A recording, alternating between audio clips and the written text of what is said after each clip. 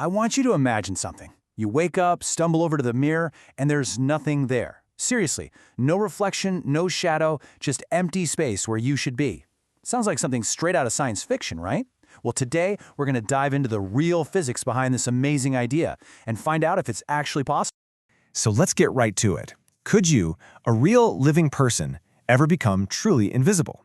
Now you might think science would just laugh this off, but, and this is the really wild part, physics doesn't say it's impossible, not at all.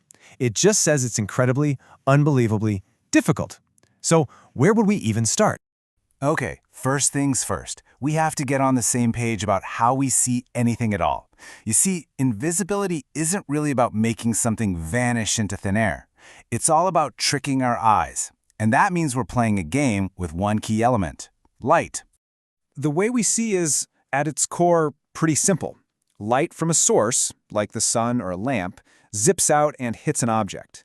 Some of that light then bounces off the object and into your eyes. And then your brain does its magic and turns that light into an image. The key takeaway here is simple. If no light from an object gets to your eyes, your brain has nothing to work with. For all it knows, there's nothing there. So, this is the core challenge. To be invisible, you can't absorb light, because that would make a shadow. You can't reflect light, because that's literally how we see you. And you can't even scatter it. The light has to just flow past you like you're nothing but empty air. So what's the first idea that pops into your head? Right? You'd probably think, why not just become transparent? See-through, like a pane of glass. It seems so logical, so simple. But when you try to apply that idea to something as complicated as a human body, well, the whole thing just falls apart. And this is exactly why. A sheet of glass is super simple. It's one uniform material. So light just passes right through it, nice and clean. But a human body? Oh man, we're a mess of different layers. You've got skin, fat, muscle, blood, organs, bone, and every single one of those layers bends and scatters light differently. And that scattering effect is the real killer for this idea. Even if you were mostly transparent, all those layers would turn you into a blurry, distorted blob. It's kind of like looking through frosted glass, right? You can tell something's on the other side, even if you can't make out any details. That's what a transparent person would look like. You'd be weird and blurry, but definitely not invisible. And, on top of all that, there's another huge problem. We're warm. Our bodies are constantly pumping out heat in the form of infrared light.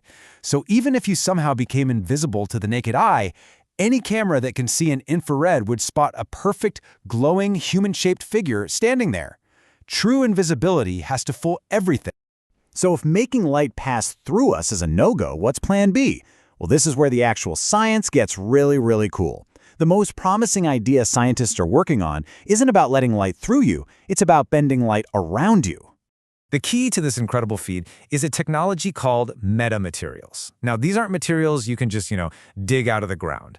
They are completely artificial, engineered at a microscopic level with structures smaller than a wavelength of light. They're designed to do things that natural materials just can't, like grabbing light and staring it wherever you want. And honestly, this is the perfect way to picture it. Think of a smooth rock sitting in the middle of a stream. The water just flows smoothly around it and then continues on the other side like the rock was never even there. A metamaterial cloak would, in theory, do the exact same thing but with light. It would guide the light waves around whatever's inside and they'd pop out the other side perfectly in line. To anyone watching, it would look like nothing was there at all. Now, before you start planning your new life as an invisible spy, we gotta have a little reality check. Scientists have made this work in labs, but there are some major catches.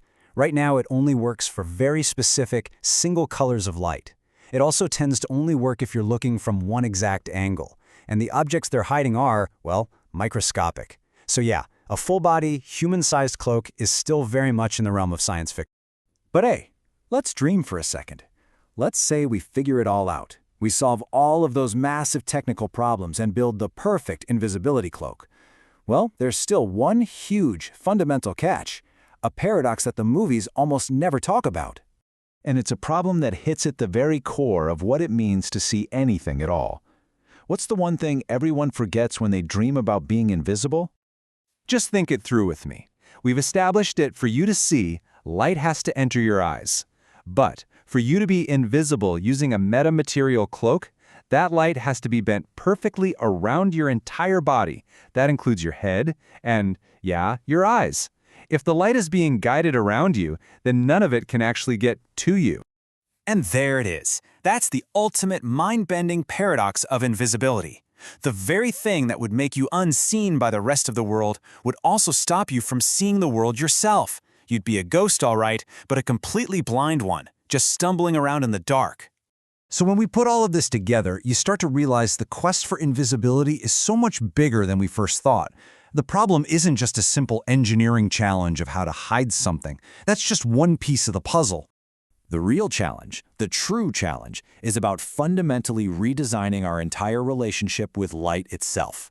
To have real, useful invisibility, we wouldn't just need to bend light around us. We'd have to invent a whole new way to see, a way that doesn't need light at all, or a way to peek at the light as it goes by without messing it up. We're talking about physics we haven't even discovered yet. And really, that's what makes this whole topic so fascinating.